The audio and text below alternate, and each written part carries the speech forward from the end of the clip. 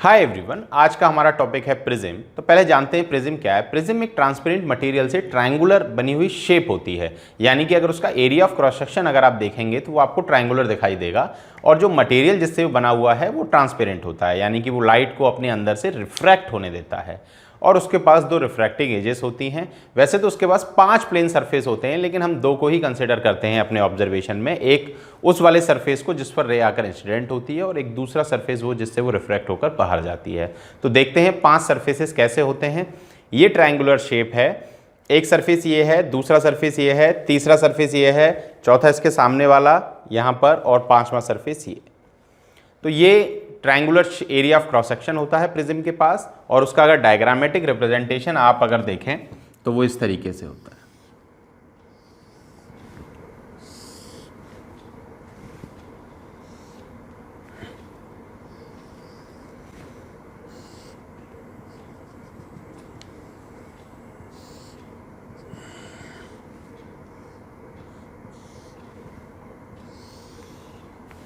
ये इसका area of cross section triangular होता है प्रिज्म का, इस टाइप की शेप होती है।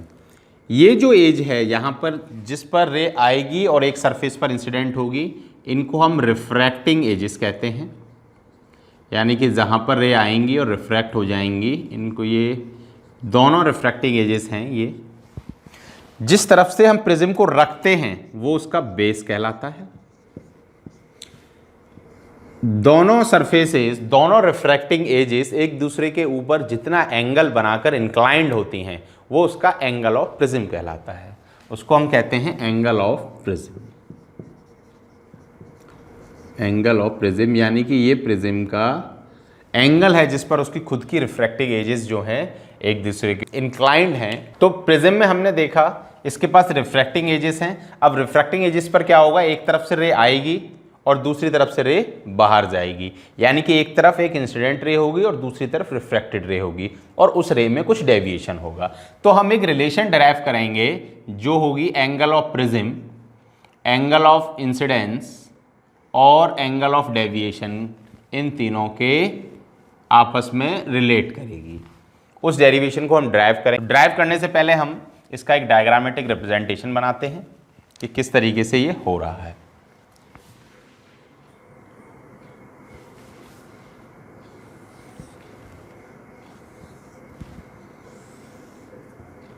ये एक प्रिज्म है, ए बी सी इसके तीनों कॉर्नर हैं। हमने एक रे को कंसिडर किया है जो रे ऐसे आएगी और इस रे को एक्चुअल में ऐसे चले जाना था, लेकिन क्योंकि ये वाला जो मीडियम है हमारा ये रेयरर मीडियम है और ये जो प्रिज्म है ये एक डेंसर मीडियम है, तो क्योंकि रे को डेंसर से मीडियम रेयरर से डेंसर में जाना है तो ये नॉर्मल डिसाइड करेगा कि उसको टुवार्ड्स द नॉर्मल बेंड करना है। तो ये रे ऐसे जाने की बजाय टुवार्ड्स द नॉर्मल बेंड कर देगी। यहाँ पर इसको फिर दोबारा से 2 मीडियम मिलेंगे, ये डेंसर है ये रेयर है, तो यहाँ पर फिर दोबारा से हम एक नॉर्मल ड्रॉ करेंगे और नॉर्मल ड्रॉ होने के बाद अब इस रे को ऐसे जाना था, लेकिन ये रे ऐसे ना जाकर ये रे away from the normal bend हो जाएगी। ठीक है, यानी कि ये हमारी इंसिडेंट रे, ये अगर इंसिडेंट रे है तो इसने जो एंगल नॉर्मल के साथ बनाया है, ये वाला एंगल नहीं, जो नॉर्मल के साथ बनाया है वो होगा एंगल ऑफ इंसिडेंस।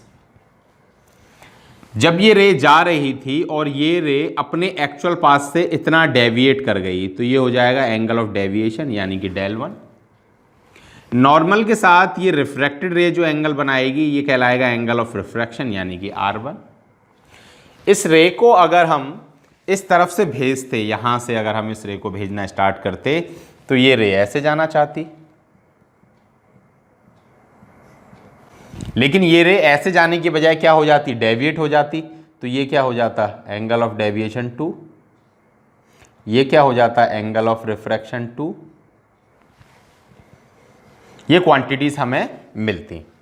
अब अगर हम इन पॉइंट्स को कुछ नेमिंग अगर दें तो ये मान लीजिए पॉइंट L है, ये पॉइंट हमने M माना है, ये पॉइंट P मान लेते हैं, ये Q मान लेते हैं और ये पॉइंट हमारा है N।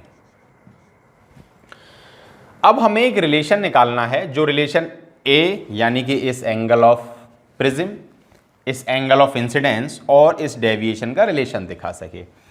अगर आप देखें तो del 1 प्लस del 2 इस एंगल के बराबर होगा, यानी कि टोटल डेविएशन कितना होगा del 1 प्लस del 2, और वो इसके बराबर होगा। तो del में, a में और I में अब हमें रिलेशन निकालना है, तो हम ये स्टार्ट करते हैं। तो सबसे पहले हमें क्या देखना है, सबसे पहले हम del देखते हैं। तो हमारा del किसके बराबर है, एल एम क्यू। तो angle L M Q is equals to, ये एंगल किसके बराबर है, दिस प्लस दिस, तो ये है एम पी क्यू, और ये वाला एंगल है एम क्यू पी। तो ये बराबर हो जाएगा angle M P Q plus angle M Q P. Angle L M Q हमारा है डेल, और ये है हमारा del 1, और इसकी वैल्यू है del 2। तो हमें एक रिलेशन मिला del is equals to del 1 plus del 2, और ये हमने ड्राइव किया, ये हमने फाइनलाइज किया। अब आप देखिए, ये एंगल ऑफ इंसिडेंस है I, तो ये एंगल भी कितना होगा, I होगा। क्यों I होगा, देखिए इसलिए I होगा, अगर ये एंगल I है तो ये एंगल भी I होगा। तो देखिए ये रे जा रही है, इस रे को ऐसे जाना था, ये रे बेंड हुई, और ये नॉर्मल, तो ये नॉर्मल और इस रे का एक्चुअल पाथ ये, तो ये एंगल अगर I था तो ये एंगल भी I होगा। दोनों एक दूसरे के सामने हैं, जैसे ये दोनों हैं। तो del जो है हमारा, जो del 1 है, वो del 1 किसके बराबर हो जाएगा, पहले चलिए I देखते हैं। I किसके बराबर होगा, I is equals to R1 plus del 1। तो I1 is equals to del 1 plus R1। इसी तरीके से I2 क्या है, I2 हमने ये वाला एंगल माना है कि अगर हम इस रे को ऐसे भेजते तो ये एंगल ऑफ इमरजेंस जो है उसको हमने एंगल ऑफ इंसिडेंस 2 माना है। वो किसके बराबर होगा, del 2 प्लस R2। जब इसको आगे सॉल्व करेंगे तो ये हो जाएगा del 1 is equals to I1 minus R1, और जब del 2 की वैल्यू हम निकालेंगे तो del 2 हो जाएगा I2 माइनस R2। del 1 और del 2 की वैल्यूज जो हैं इस इक्वेशन में आप पुट कर दीजिए, तो आपको मिलेगा del is equals to I1 minus R1 plus I2 minus R2। इसको आप और अगर सॉल्व करेंगे तो आप इसे लिख पाएंगे del is equals to I1 plus I2 bracket close minus R1 plus R2। तो हमें वैल्यू मिली I1 plus I2 minus R1 plus R2। और इसके बाद हमें ये एक इक्वेशन मिल गई जो हमें रिलेशन बता रही है del I और R में। लेकिन हमें अब हमारे पास del आ गया और I आ गया, अभी हमारे पास क्या नहीं है, एंगल ऑफ प्रिज्म। तो हमें इस इक्वेशन में एंगल ऑफ प्रिज्म को भी इंट्रोड्यूस करना होगा, और एंगल ऑफ प्रिज्म को इंट्रोड्यूस करने के लिए हम यहाँ पर एक क्वाड्रिलेटरल कंसिडर करेंगे। और कंसिडर कौन सा क्वाड्रिलेटरल करेंगे, APNQ, ये वाला क्वाड्रिलेटरल क्या होगा, हम कंसिडर करेंगे। तो considering APNQ as quadrilateral, APNQ, इस क्वाड्रिलेटरल को जब हमने कंसिडर किया तो इसमें आप देखिए ये रिफ्रैक्टिंग एज है और ये नॉर्मल है, दूसरी तरफ ये रिफ्रैक्टिंग एज है और ये नॉर्मल है। तो नॉर्मल इसके साथ कितना एंगल बनाएगा, 90 डिग्री, और नॉर्मल इसके साथ भी कितना एंगल बनाएगा, 90 डिग्री। तो देखिए ये नॉर्मल इस वाली रिफ्रैक्टिंग एज के साथ कितना एंगल बनाएगा, 90 डिग्री। तो ये एंगल कितना हो गया, ये एंगल हो गया 90। सिमिलरली दिस साइड ये एंगल कितना हो गया, ये एंगल 90 हो गया। तो इस क्वाड्रिलेटरल में हम क्या ऑब्जर्व करेंगे, इस क्वाड्रिलेटरल में हम ऑब्जर्व करेंगे कि angle A P N is equals to angle A Q N. ये किसके बराबर हो गया? एंगल ए क्यू एन के बराबर हो गया। और ये किसके बराबर है? 90 के बराबर है।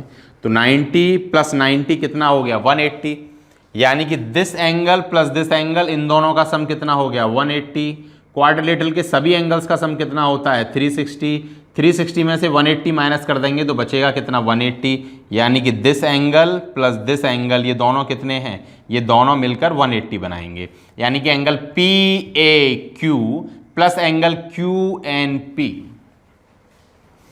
यानी कि यहां पर angle P A Q plus angle Q N P, P A Q plus P A Q plus angle Q N P, ये दोनों किसके बराबर हैं? ये दोनों भी 180 के बराबर हैं।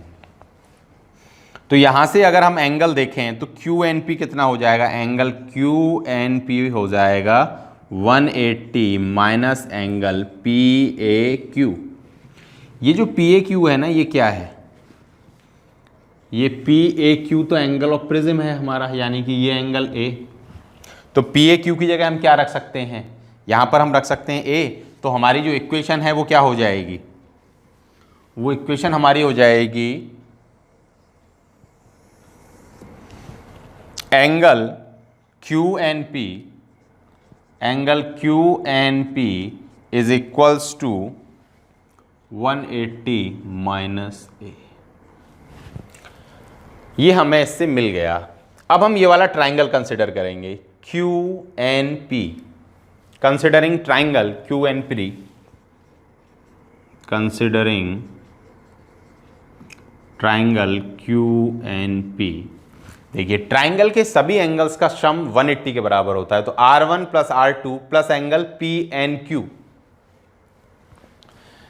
तो R1 plus R2 plus angle Q N P is equals to 180। So angle Q N P is equals to 180 minus R1 plus R2। ये होगा, ये हम लिख सकते हैं क्योंकि R1 इधर जाकर माइनस का हो जाएगा, R2 इधर माइनस का हो जाएगा। हमने ब्रैकेट में उन दोनों को प्लस लिख लिया और माइनस बाहर लगा दिया। तो QNP ये है और QNP ही ये है, यानी कि QNP की वैल्यू 180 माइनस A के बराबर आ रही है और QNP की value 180 minus R1 plus R2 के बराबर आ रही है। तो हम क्या करेंगे? इन दोनों को एक दूसरे के बराबर रख सकते हैं। तो हमें वहाँ से वैल्यू मिलेगी 180 minus A is equals to 180 minus R1 plus R2। अब 180 जब इधर आएगा तो माइनस का हो जाएगा, तो ये दोनों 180 एक दूसरे को ख़त्म कर देंगे। तो यहाँ पर क्या बचेगा? a minus A is equals to minus R1 plus R2, R1 plus R2। तो ये माइनस का एक्सटेंस खत्म, तो a is equals to R1 plus R2। अब a की वैल्यू R1 प्लस R2 के बराबर आ गई। सबसे पहले जो हमने ड्राइव किया था तो उसमें a नहीं था, उसमें क्या था? R1 और R2 था। लेकिन हमें क्या लाना था? हमें a लाना था। तो a को लाने के लिए हमने R1 R2 को कन्वर्ट किस में कर लिया? a में कर लिया, ताकि हमारा रिलेशन किस में निकल सके? इन तीनों में निकल सके। तो अब हमारी इक्वेशन, ये वाली इक्वेशन क्या बन जाएगी? अब ये इक्वेशन हमारी हो जाएगी del is equals to I1 plus I2 a। Therefore I1 plus I2 is equals to del plus a। ये हमें इक्वेशन मिल गई, यानी कि ये हमें फॉर्मूला मिल गया जिस फॉर्मूले से हम प्रिज्म के न्यूमेरिकल्स को सॉल्व करेंगे। अब यहां पर एक और कंडीशन है। वो कंडीशन ये है कि जब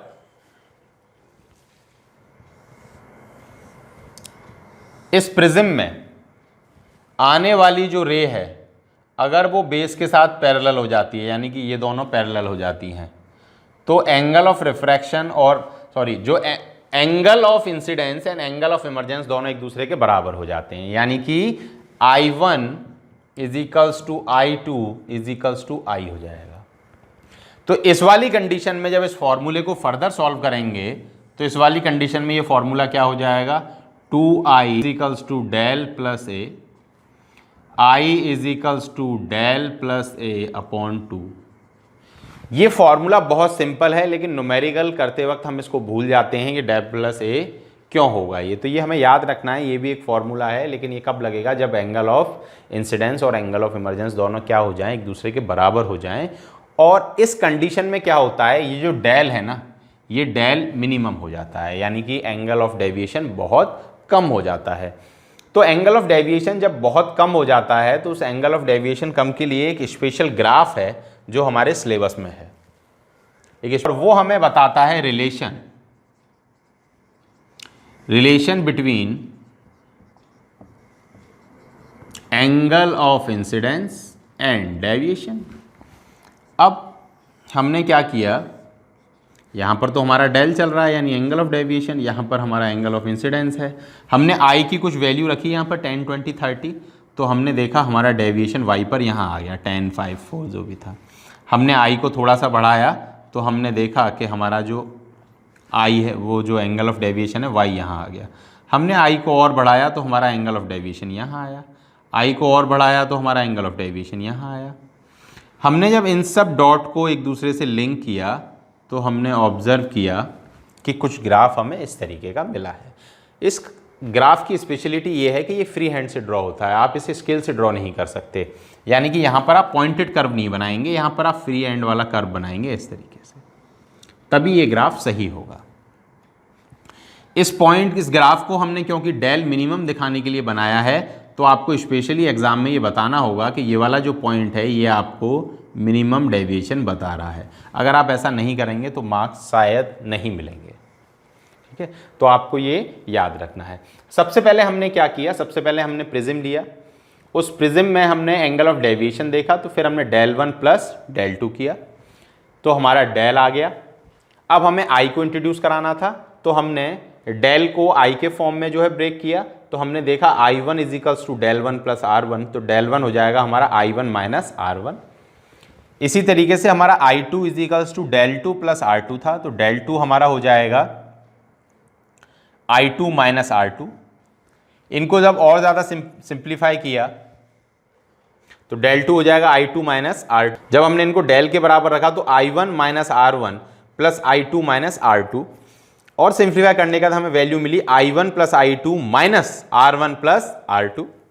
उसके बाद हमने क्वाड्रिलेटरल लिया। क्वाड्रिलेटरल क्यों लिया, क्योंकि हमारी जो इक्वेशन हम बना रहे थे फॉर्मूला, उसमें डेल भी आ गया था और आई भी आ गया था, लेकिन क्या नहीं था, ए। तो ए के लिए हमने क्वाड्रिलेटरल लिया, और उस क्वाड्रिलेटरल को लेने के बाद हमने कोशिश की कि इस R1 और R2 को हम कन्वर्ट कर दें, किस में, हम उसको कन्वर्ट कर दें ए के फॉर्म में। तो ए में कन्वर्ट करने के लिए हमने एंगल APN, एंगल AQN, जब इन दोनों को देखा तो ये दोनों 90 आए थे। एंगल PAQ प्लस QNP 180 के बराबर थे। क्वाड्रिलेटरल के टोटल एंगल्स का सम 360 होता है, 180 माइनस करेंगे तो PAQ और QNP दोनों का बचा हुआ सम कितना आएगा, 180। QNP is equals to 180 minus PAQ, और PAQ जो एंगल था ये ए के बराबर था, ये एंगल, तो ये हो जाएगा angle QNP is equals to 180 minus A. उसके बाद हमने ट्राइंगल लिया। ट्राइंगल कौन सा लिया, जिसमें QNP आता हो, तो QNP की वैल्यू जो है हमने R1 और R2 के टर्म में निकाली, तो QNP हमारा क्या आया, 180 माइनस R1 प्लस R2। उसके बाद हमने दोनों इक्वेशंस को एक दूसरे के बराबर रख दिया, क्योंकि QNP और QNP जब ये दोनों एक दूसरे के बराबर हैं तो राइट हैंड साइड भी एक दूसरे के क्या होगा, इक्वल होगा। तो यहां से हमें वैल्यू मिली A is equals to R1 plus R2। उसके बाद हमने इसको इक्वेशन में रखा, तो del is equals to I1 plus I2 minus A, तो हमें इक्वेशन मिल गई I1 plus I2 is equals to del plus A. लेकिन ये इक्वेशन जो हमें मिली, यहाँ पर ये जो लाइन थी यानी कि जो रिफ्रैक्टेड रे थी वो बेस से पैरेलल नहीं थी। अगर वो पैरेलल हो जाती है तो I1 I2 के बराबर हो जाएगा। जब I1 I2 के बराबर हो जाएगा तो 2I is equals to del plus A हो जाएगा, और I का formula I is equals to del plus A upon 2 हो जाएगा। और इस कंडीशन में हमें जो डेविएशन यहाँ पर जो मिलता था वो डेविएशन कैसा हो जाएगा, ये डेल मिनिमम हो जाएगा। तो इस डेविएशन को मिनिमम करने के लिए हमें जो ग्राफ जो शो करते हैं वो ग्राफ ये होता है, और ये एग्जाम में कई बार पूछा भी जाता है। आई थिंक अब आपकी समझ में आया होगा। Thank you for this.